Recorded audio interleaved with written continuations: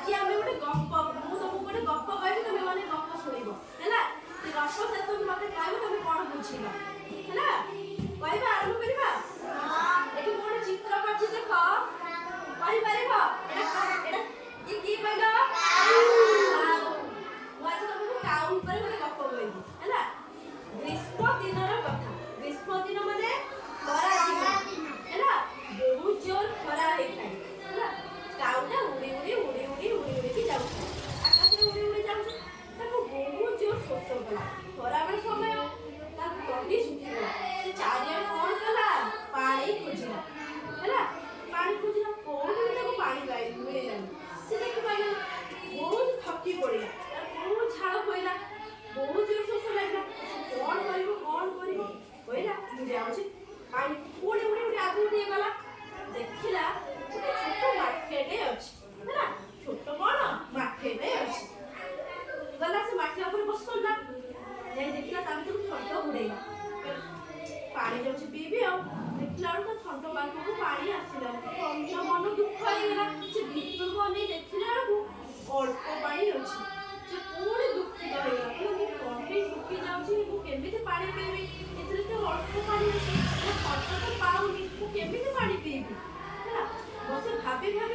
ମନ ଦୁଃଖରେ ଭାବିକି ତା ମୁଣ୍ଡକୁ ଗୋଟେ ଉପାୟ ଆସିଲା କି ଉପାୟ ସେ କ'ଣ କଲା କିଛି ବାଟ ଧୀରେ ଉଡ଼ି ଉଡ଼ି ଗଲା ଛୋଟ ଛୋଟ ଗୋଡ଼ି ଯୋଉ ପଡ଼ିଥିଲା ତାକୁ ତା ଥଣ୍ଟରେ କ'ଣ କଲା ଧରିକି ଆଣିକି ଆଇଲା ଧରିକି ଆସି କ'ଣ କଲା ସେ ମାଠିଆ ଉପରେ ବସିକି ସେ ମାଠିଆ ଭିତରୁ ପକେଇଲା ଉଡ଼ି ଉଡ଼ି ଯାଉଥିଲା ଗୋଟେ ଲେଖା ଆଣୁଥିଲା ପକଉଥିଲା ଗୋଟେ ଲେଖା ଆଣୁଥିଲା ପକଉଥିଲା ପକେଇ ଯେମିତି ଗୋଡ଼ି ମାଠିଆ ଭିତରେ ପଡୁଥିଲା ଗୋଡ଼ି ସବୁ ତଳକୁ ଯାଉଥିଲା ଧୀରେ ଧୀରେ ପାଣି ଉପରକୁ ଆସୁଥିଲା ଯେମିତି ଉପରକୁ ଆସିଲା ଥଣ୍ଟ ବୁଡ଼େଇଲା ପାଣି ପିଇଲା ମନ ଖୁସିରେ ଉଡ଼ି ଗଲା ଆଚ୍ଛା ପିଲାମାନେ କହିଲ ତମେ ମାନେ ଏ ଗପରୁ କ'ଣ ଶିଖିଲ ଏ ଗପରୁ କ'ଣ ଶିଖିଲା ଆମେ ଗପରୁ ଶିଖିଲେ କ'ଣ କରିବା ଆମେ ସମସ୍ତେ ବୁଦ୍ଧି ଥିଲେ ଉପାୟ ଆପେ ଆପେ ଆସିବ ହେଲା ଆମେ ଅସୁବିଧା ସମୟରେ ତରବର ହେଲେ ଆମେ କିଛି କରିପାରିବାନି ହେଲା